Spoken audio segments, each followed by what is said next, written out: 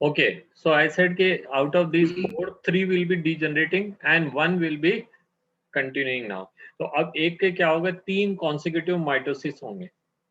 And remember these mitotic division, ये जो तीन mitotic division हो रहे हैं, वो तीन mitotic division कैसे होंगे? यहाँ पे that is only the nucleus will be dividing, that is karyokinesis will take place, but cytokinesis will not be there.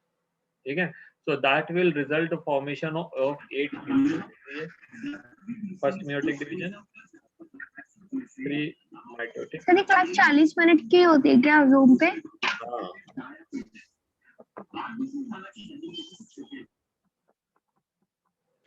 Place one after other.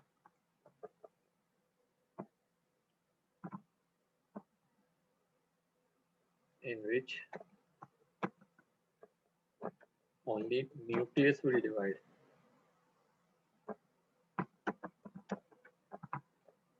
Not the cytoplasm. ठीक है, तो आप क्या देख रहे हैं यहाँ पे सेल विथ, यहाँ से एक थी, यहाँ पे बीच का स्टेप गायब कर दिया, तो मैंने आपसे लिखा था यहाँ से यहाँ तक लिखिए 3 डिजनरेट. उसके बाद first mitotic division resulted formation of 2 nuclei, second mitotic division resulting formation of 4 nuclei and third mitotic division resulting the formation of 8 nuclei. जब 8 न्यूक्लियाई बन जाएंगे then the cytokinesis will take place, cytoplasm will divide. And उसके बाद क्या है, 3 sales तो चले जाएंगे माइक्रोपाइलर एंड में, 3 सेल्स चले जाएंगे चैलिजर एंड पे, और 2 सेल आ जाएंगे, 2 न्यूक्लियाई आ जाएंगे सेंटर में. ये अभी न्यूक्लियाई की फॉर्म में है. ठीक है, तो अब इसने इसको घुमा दिया है ना, ये एंटीपोडल्स को उसने उधर कर दिया और जो माइक्रोपाइलर एंड है उसको इधर लिया है. तो 3 न्यूक्लियाई तो चले गए, 3 सेल तो ऊपर चले गए, देन कुछ चैलिजर एंड पे जिसको अपन ने कहा एंटीपोडल्स. इनका कोई रोल नहीं है, दे आर सिंपली यूजलेस. नीचे जो दो हैं उनको हम कहते हैं synergids. They will be simply directing the pollen tube की किधर जाना है. ओके, और इसके ऊपर बैठी है एक egg cell. Egg cell is the important cell which will fertilize to form embryo.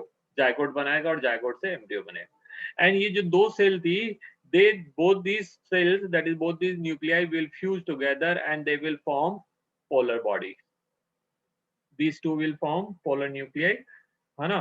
तो ये पोलर न्यूक्लियाई एक ऐसा स्टेट रहेगा जिसके अंदर दो न्यूक्लियस का, दो हैप्लॉइड न्यूक्लियस का कंटेंट है. So it will become diploid by it's a clear cut thing, that is two haploid nuclei when come together they will form diploid.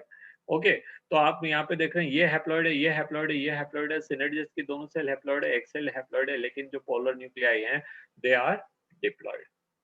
तो एक लाइन यहाँ पे लिखी है, मैंने को पूरे को पढ़ देता हूँ यहाँ से, क्योंकि वो मैंने अभी डिस्क्राइब करा. यहाँ से पढ़ते हैं. इन majority of the flowering plant one of the megaspore is functional.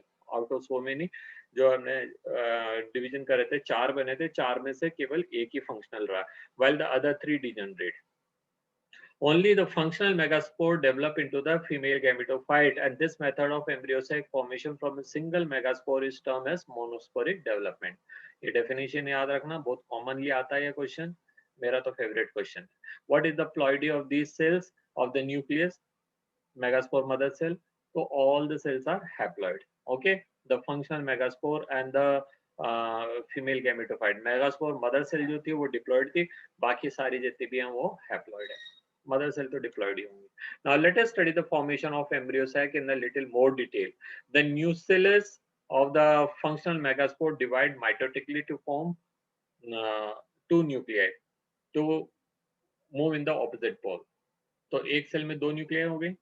ठीक है, 2 more sequential mitotic division will take, तो 4 न्यूक्लिएट हो जाएंगे एंड देन 8 न्यूक्लिएट हो जाएंगे.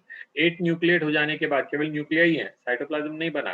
8 न्यूक्लिएट हो जाने के बाद क्या, it is of the interest to note that these mitotic division are strictly free nuclear. Free nuclear का मतलब क्या है, where only nuclei are dividing, cytoplasm is not divided.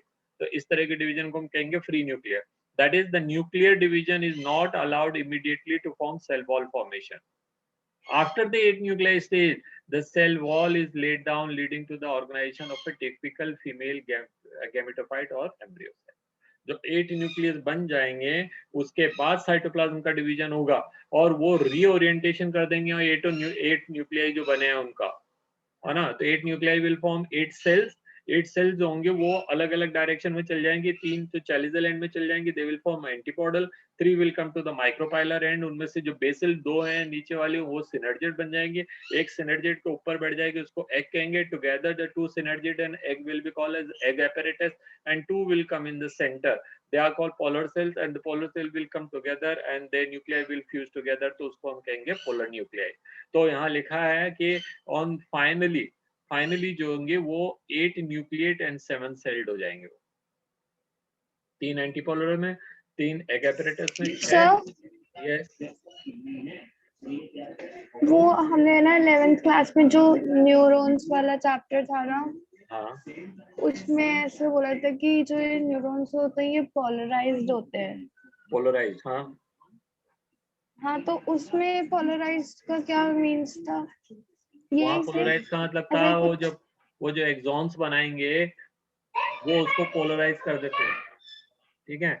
Neurons की बात आप किस में हिसाब से कर रहे हैं, दो जगह पे हैं वो पोलराइज, मतलब एक तो वो मल्टीपोल रहते हैं, पोल वाला पोलराइज है, और एक चार्ज के हिसाब से पोलराइज हो जाते हैं। आप कौन से चार्ज वाले पोलराइज की बात कर रहे हैं, सोडियम पोटेशियम पंप से जो हो रहे हैं? सर वो जिसमें न्यूरोट्रांसमीटर वाले हाँ टॉपिक में था ना, वो वाला। वो पोलराइज जो है उसका इस चैप्टर से कोई लेना देना नहीं है, उसके बारे में अपन कभी बाद में डिस्कस कर लेंगे, है ना। ओके वहाँ पे sir. Sodium potassium pump is making them charge, outside will be slightly positive and inside will be slightly negative, that is making it polar। वो पोल और ये वाले पोल जो है they are different, ओके ये पोलर न्यूक्लियाई अच्छा पोलर स्टेट है, okay. तो पोलर न्यूक्लियाई के अंदर क्या करते हैं, अपना माइक्रोफोन बंद कर दे बच्चे, हाँ। तो क्या कह रहे थे, दैट इज ये जो है न्यूक्लियस तो 8 बने, तो 8 न्यूक्लियस ने 8 सेल बना दिए, 8 सेल जो थे उनमें से 3 एंटीपोडल में चल गए, 3 एग apparatus बन गए, 6 हो गए, और एक जो बीच में थी वहां 2 सेल थे, वो दोनों फ्यूज होकर के एक पोलर न्यूक्लियाई बना लेती हैं, 2 सेल फ्यूज हो जाएंगे, दोनों की न्यूक्लियस फ्यूज हो जाएंगे, they will form a polar nuclei. So now how many cells are there, 7 cells, ठीक है। 3 इन एंटीपोडल, 3 इन चैलिजल एंड, है ना, सॉरी 3 इन चैलिजल और एंटीपोडल एक ही बात है, 3 in the antipodal end 3 in the micropylar and, तो 3 एंड 3 6 एंड बीच में एक रह जाएगी, तो टोटल 7। तो इसलिए यहाँ पे लिखा है that is finally when a matured ovule is there, a large central cell mentioned earlier has 2 polar nuclei and thus a typical angiosperm embryo sac at maturity, though 8 nuclei but it has 7 cells, ठीक है।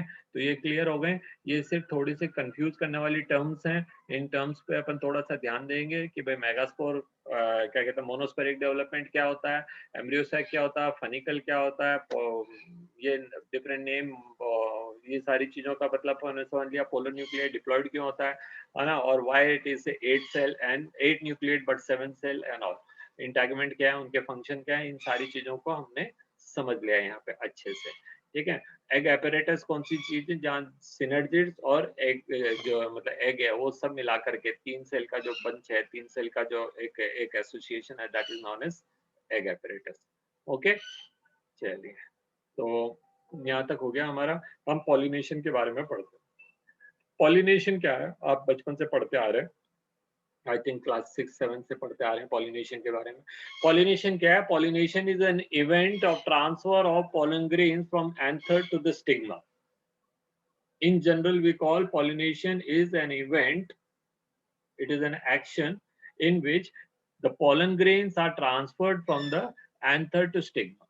now यहाँ पे कई सारी चीजें आ गई, किस कौन से एंथर से पोलन लेना है, कौन से वाले स्टिग्मा पे डाल रहा है, कौन डालेगा एंड ऑल, ठीक है। तो अगर पोलन जो है जिस फ्लावर के एंथर से निकल के उसी के स्टिग्मा पे गिरेगा तो हम उसको सेल्फ पॉलिनेशन कह देंगे, ठीक है, ऑटोगेमी कह देंगे। अगर किसी एक फ्लावर या दूसरे flower but of same plant अगर पोलन ट्रांसफर हो रहा है तब भी हम उसको जो है सेल्फ पॉलिनेशन कह देंगे, पर इसको हम गिटेनोगेमी कहेंगे। और तीसरा, जब एक प्लांट का फ्लावर दूसरे प्लांट के फ्लावर के ऊपर चल जाता है तो हम उसको क्रॉस पॉलिनेशन कहेंगे। और चौथा केस है जब मैंगो का पोलन जाकर के अमरूद के ऊपर जाके गिरे तो कुछ बनने वाला ही नहीं है ना। तो ऐसे वाले पॉलिनेशन में पॉलिनेशन तो हुआ है लेकिन वो पॉलिनेशन किसी काम का नहीं है। तो यहाँ पे देखिए जो अलग अलग टर्म दिए हैं उनको एलोगेमी कह देंगे, जहाँ बिल्कुल ही मतलब इनरिलेटेड स्पीशीज का पॉलन। तो देखिए ऑटोगैमी क्या है, ऑटो मतलब सेल्फ, गैमी मतलब पॉलिनेशन, ठीक है, self pollination within a flower. तो this type of pollination is achieve within the same flower, बस ये टर्म याद रखना है। पॉलिनेशन तो आपको पता ही है, transfer of pollen from anther to stigma, और कौन से एंथर से कौन से stigma, within the same flower. So then it is called autogamy. Transfer of pollen grain from anther to the stigma of same flower. In normal flower which open exposes the anther and the stigma, complete autogamy is rather rare. अगर किसी flower में anther कहीं पे बाहर दिख रहे हैं और क्या कहते हैं स्टिग्मा कहीं और दिख रहा है, तो उनका सेल्फ पॉलिनेशन की चांसेस कम हो जाते हैं, दो द फ्लावर इज बाइसेक्सुअल।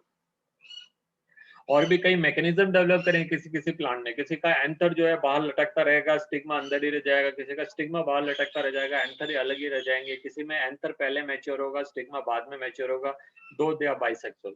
और sometime the stigma is maturing first and the anther is maturing later, vice versa, जो भी कंडीशन है। ये सारे वो कंडीशन है जहाँ पे कि प्लांट बाइसेक्सुअल है, फ्लावर बाइसेक्सुअल है, but the self pollination can be avoided, ठीक है।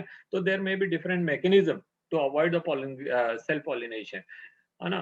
और फिर आपको कुछ ऐसे भी फ्लावर मिलेंगे जो जमीन के अंदर रहते हैं या जो खिलते ही नहीं है। ये वाले एग्जांपल देखिए आप, यहाँ पे दो तरह के फ्लावर दे रखे हैं, क्रॉस पॉलिनेटेड फ्लावर, क्या कहते हैं, चेस्मोगेमस एंड क्लिस्टोगेमस। वो फ्लावर है जिसमें क्रॉस पॉलिनेशन संभव नहीं है, because the flowers are remain inside the soil and they are never exposed, the flower totally remain close.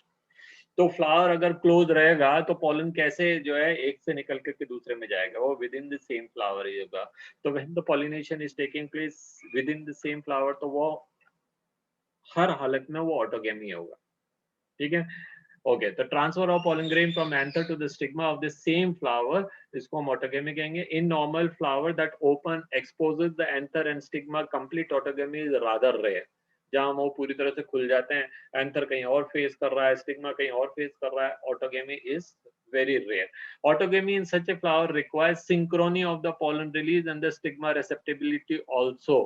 देखो दूसरी क्या बात कही उन्हें कि मैंने अभी 1 मिनट पहले आपसे कहा था, किसी में एंथर पहले मैच्योर होता है, स्टिग्मा अभी इमैच्योर है, या किसी में स्टिग्मा पहले मैच्योर हुआ, anther is still immature. Anther is not release pollen grain but the stigma is already ready to receive it. Or when the anther is already released pollen grain and it is finished, it is dried off and the stigma is not still become receptacle. So in such a case autogamy is not possible. तो autogamy करना है तो इनको दोनों को साथ साथ mature होना। The anther and the stigma should lie close to one another for self pollination, as in case of peas, हमने देखा मटर के अंदर, the stigma that is this and the male flowers are there, they are living just on one above। तो जैसे ही pollen बनेंगे वो फट से इसी के ऊपर गिरेंगे and pollination invariably self pollination होगा। Some of the flowers, some of the plants such as Viola, that is common pansy, oxalis and commelia, they produces two type of flower। याद रखना तीनों example, Viola, oxalis and commelia, इनको आप याद रखना। इनमें के लिए क्या है, इनमें खास तरह की खासियत क्या है कि इसमें दो तरह के फ्लावर होते हैं। चेस्मोगेमस फ्लावर ये ओपन फ्लावर है, where the male and female part are exposed and any pollen grain from any flower can come and fall into that, ठीक है। flower which is similar to the flower of other species which are exposed anther and stigma।